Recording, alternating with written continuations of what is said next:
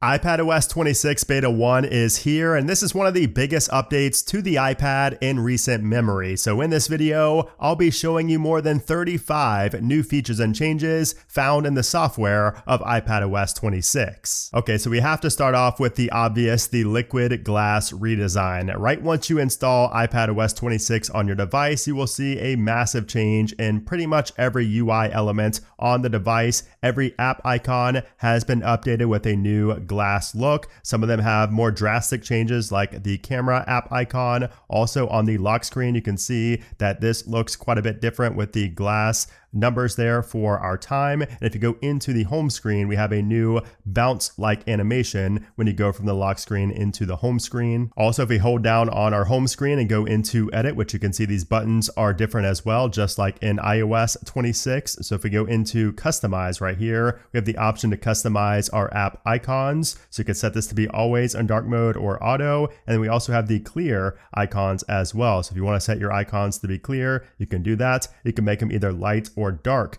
in the clear variant. And then of course you can tint your icons as well, and you can make them larger with this little element over here in the upper right corner. Also, fun fact, in iPadOS 26, you can now fit up to 23 icons in the dock. So if you want to put a ton of icons down there in the dock, like it's a Mac, you can now put up to 23 of them down there. But that is not the only time I'm going to mention macOS in this video, because iPadOS 26 is more like macOS than ever before. And you'll really start to see that with the brand new redesigned windowing system for multitasking. So if you swipe down to go into the control center, you'll see first off, we have the new UI here for the control center. It looks all new to match the glass-like redesign everywhere else in the OS. And we have this button right here. If you press that, it will invoke the new windowing system, or you could also press and hold on that if you want to go into Stage Manager, for example. I'm personally not a fan of Stage Manager, so I will stick to the new windowed apps mode. So when you invoke that, nothing will change at first, but when you go ahead and open up an application, you'll notice that we have this new interface here, and you can just continue opening up applications and resizing their windows with this little grabber right here, and check out how responsive everything is. This is so much more responsive than I expected for a first beta, and you can kind of stack these windows on top of each other as well. So I'll put YouTube right here, for example. I can kind of stack that.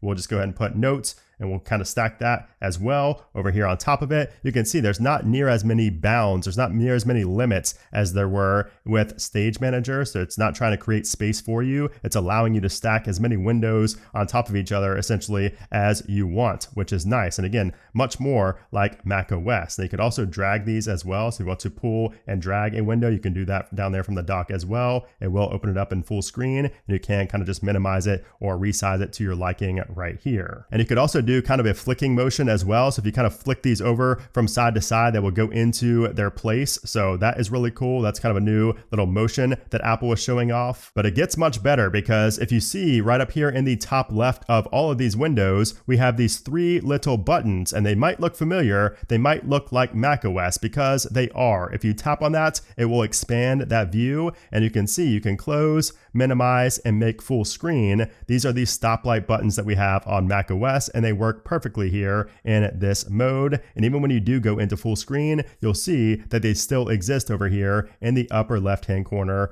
of that window. And also, if you tap and hold on the little green icon right there, you'll notice that we now have the ability to do squares. We can do like the fill and arrange and move and resize just like we can on macOS. If I do the 4 squares, for example, it will put these apps into their 4 squares just like on macOS. And you'll notice that we also have this little grabber right here. So we basically have split view in this mode as well, which is pretty cool. Now we do not have Slideover anymore. So rest in peace, a moment of silence for Slideover. That is not here in this mode any longer. But if that was not macOS-like enough for you, we have even more, because also when you go into an application and you swipe down, you will see that we now have a new menu bar like on macOS, where we have File, Edit, Format, View, Window, and Help, just like we have on macOS. And the cool thing is this also applies. This kind of just changes based on the application you're in. So we'll show the different shortcuts you have. You can see all that applies specifically to notes. Like if we went into Safari, for example, we don't even have to be in full screen. If we're just right here and we kind of swipe down from the top, you can see it shows Safari is active right there for this menu bar. And if we go to File, you can see that we have different options because we're in the Safari application. You even have your history. You can reopen the last closed tab. You have your bookmarks, your window. Pretty much everything is just like macOS with this menu bar. Now you might notice that I'm not getting a lot of reflections on my display, and that's because I'm using a nano texture display. But if you don't have a nano texture display, you might want to check out our sponsor Paperlike's new screen protectors for the iPad. So if you want your display to feel much better when drawing or writing with the Apple Pencil, you need a Paperlike screen protector. Because sure, the normal glossy screen is fine, but it gets smudges, the pencil doesn't flow as well, and it just simply doesn't feel like paper. So Paperlike uses a microbead nanodot technology to give you that feeling and resistance as if you were writing with a pen on real paper. This is my preferred feeling when using an Apple Pencil, and even when I'm not using an Apple Pencil, it's just nice to know that my screen is protected from scratches, and more importantly for me, it's protected from all of those reflections that you get with a regular glossy screen. So if you haven't tried Paperlike, especially this improved 2.1 version, you should give it a try, and you can get the best deal by using my link down in the description below. There's also a 100-day satisfaction guarantee. There's also a new app expose view, which again is very similar to macOS. So if you're in this windowing mode, this new windowing system, if you go down to the bottom of the screen, you kind of pull up and hold like you were going into the app switcher, it will give you this new app expose view that will show you all of your currently opened applications in this new interface. And when you're in this mode, if you tap on the home screen right here, it will take you to the home screen and it will kind of scatter the windows apart. So it gives you the ability to open up a new application without any of the distractions of any of the other windows that are open. So for example, if I wanted to open up the new preview application, I can tap on that and you can see it now allows me to do that. And I can do the same thing anytime I want to open up a new application without having to worry about all the windows and being overwhelmed. I just tap the home screen and then I can go into like ChatGPT, for example, and it opens up in full screen. And of course I can minimize that and make it smaller to go along with all of my other applications. And by the way, you don't have to be in the app expose mode. You can just tap on the home screen from anywhere to pull up that view. You can see it's a little bit laggy right there, but you can just tap the home screen from anywhere. Now I do also want to mention the settings for this. We're going to go into our settings. If I can find it, there it is. So we're going to make this full screen. We're going to tap on the green button to make that full screen. And we're going to go into here and we're going to go down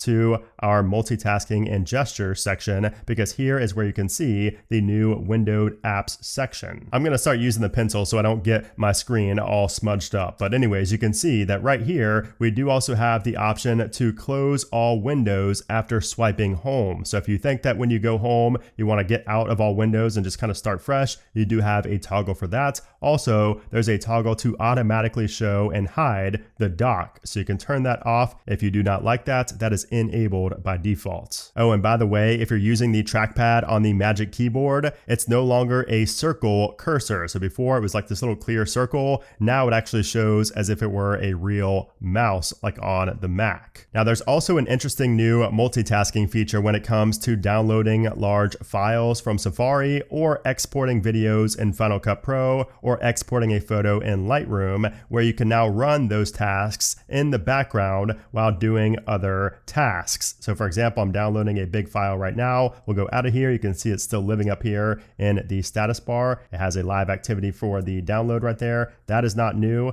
but we can actually go into other applications and perform different tasks without worrying about that download slowing up. The Files application finally gets a good update with iPadOS 26 because it finally has real file management features now. So if you go into your iCloud Drive or really anywhere inside of your Files applications, we have our files right here. We'll go ahead and cancel this Safari download, and you can see right here we actually have our date modified and our kind. That is not new, but what is new is that we can now resize these windows just like we can in Finder on macOS. You can resize these to the size of your liking. Also, if you tap on these three dots, this little ellipsis over here, you can add different filtering options. So if you want to filter by the size, you could add that in there as well. And once again, you can resize these little filtering options, just like Finder. And we could add in iCloud status as well. If you want to see your iCloud status, we can make that really small and make the size maybe a little bit larger right here. And you can see that we can sort it by the largest size as well. And if you look at the folders in the Files application, we have a little arrow next to them because we can now collapse the folders to see the contents inside. So if we tap on that little arrow right there, it shows us the files, the contents inside of that folder without having to fully go into the folder like this. And here's another cool feature. So if you go into one of your files, we'll just go into this PNG file, for example, we'll just go into this one right here. If you press and hold on a file inside of the Files application, we have this Open With section where you can choose what application you want to open up that specific file type with by default. So by default, a PNG file opens up inside of the preview application. But if you want to change that to open up every PNG file in Photoshop or Procreate, I can do that right here. You could also change this from the Get Info screen. So if you go to Get Info on a file and you go down here, you can see under Information, we have Always Open With, and it shows Preview, and you can change that right there. This is very similar to what you see in macOS, and it also shows the exact location of that file right there. But that's not the only change with folders, because if you go up here to the top, you'll see this really strange looking folder that is pink, and it also has a crying emoji in it. That is new as well. So if you haptic press on a folder right here, and then you go down to Customize Folder and Tags, this gives you the ability to go to Tags right here and change the color of that folder. So if I want to change it to yellow, for example, and we'll deselect purple and then go back, you can see it changes it to yellow right there. You can also add an emoji to the inside of that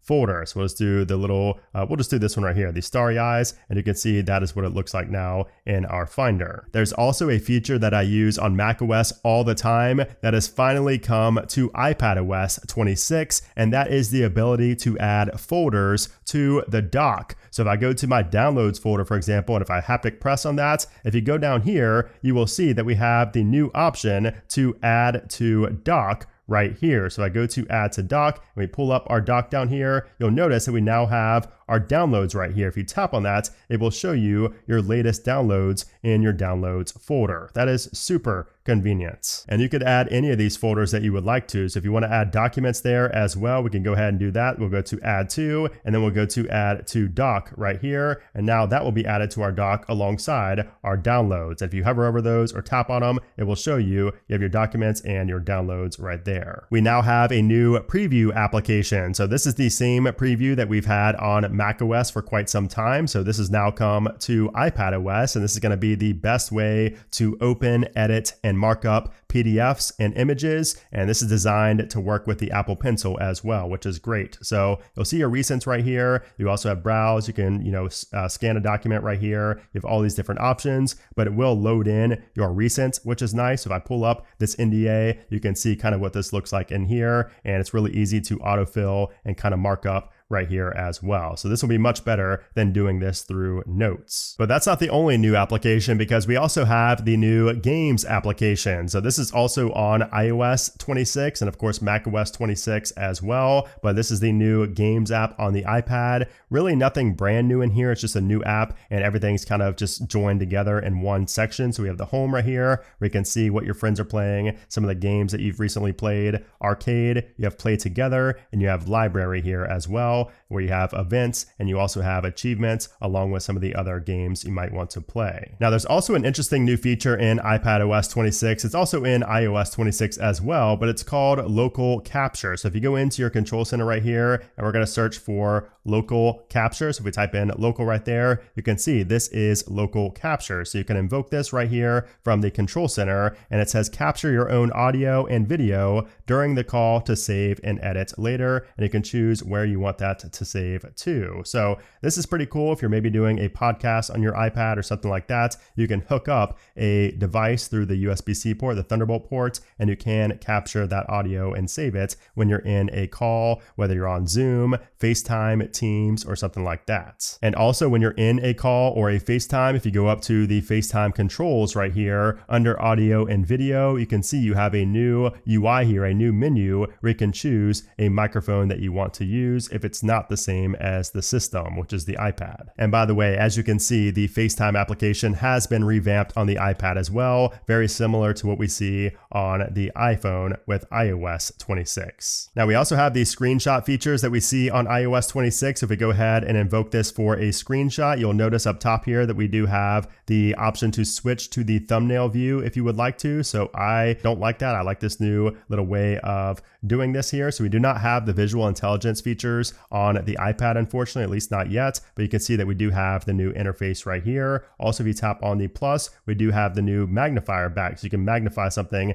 in your screenshot now, which is nice to see that make a comeback. And of course, you have some really slick little animations here in this section as well. You can see that animation up top right there. And of course, when this kind of comes in, you can see the smooth animation there as well. And we do have the check mark right there if you do want to save this to files, photos, or whatever. That's not new, but that is right up there. And if you want to change any of those settings related to screenshots, if you go into your settings general, we have a brand new section here for screen capture where you can change from full screen previews, and also you can change the format from HDR to SDR, or rather SDR to HDR, since SDR is the default option. The camera application also gets a nice redesign, very similar to what we saw in iOS 26. You can see that we have these options up here. Also video and photo, those are the only things that you see at first, but you can kind of swipe over here to go through the different modes. And of course, if you tap on these menus right here, it will kind of expand them like so. And the Photos application also gets a slight change from what we had in iPadOS 18. So library and collections are now separate. So anytime you take a photo or a screenshot, it's going to always show right down here at the bottom, so there's no confusion. And then we do also have the collections section where you can see all of your different collections, and you can collapse these if you would like to. You can also, of course, change the order of them by tapping right here, and you can reorder. And of course, we also get the redesign in the Messages application on iPadOS as well, where we have the different backgrounds. We have our polls that we can vote in. Of course, you do also have the indicators, the typing indicators for those that are typing inside of a group chat. And we also have the live translation. If we go into here, you can see we have the automatic translates. In the Notes application, the Math Notes feature has been improved with iPadOS 26. Also, when you go to a graph right here, this little icon is different than it was in iPadOS 18. And if you tap on that, it will show this interface that shows the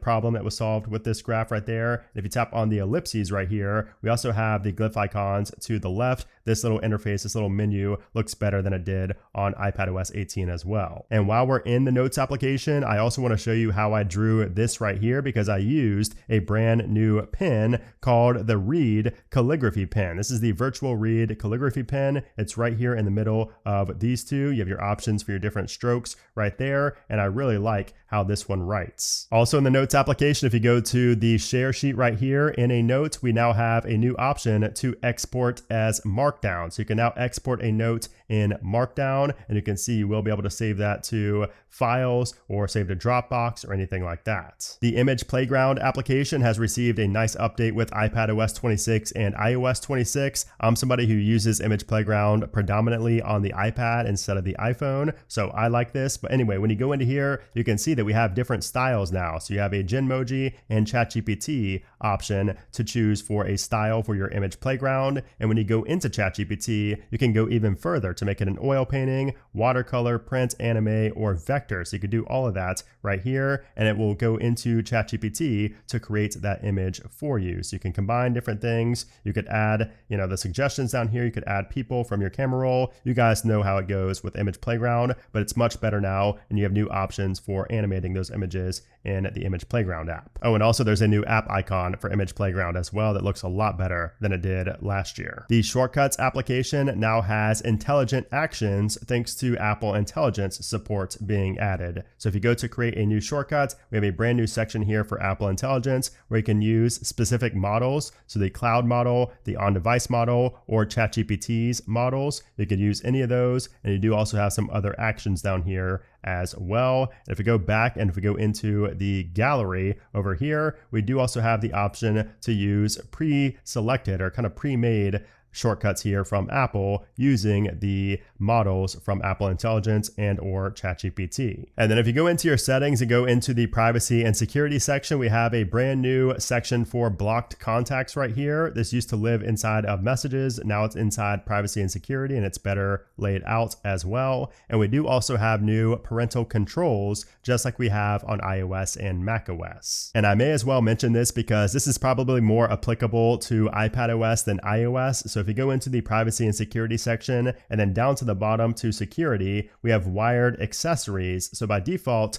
it's set to automatically allow accessories to connect to your iPad when unlocked. But if you don't want that, you can change right here to always ask before allowing accessories to connect to your iPad, or you can have these other options here as well. And we also have the same customization that you see on iOS 26 right here on the lock screen. So if you haptic press down here and you go to customize, you can see that you can change the size of the time right here. And if you tap on it again, you can change the weight of that font. And of course, you can change the font style as well. If you don't like the default font style, you can change that right there. You can also change it from glass to solid. I like the glass look, but you can change that there if you would like to. And of course, you have all your widgets that you could add over here on the left-hand side. Also in the music application, we have the whole new redesign here, like we saw in iOS 26, where we have pins over here on the left-hand side. And also if we go into our notification center or our lock screen and we tap on the album artwork, we get that full screen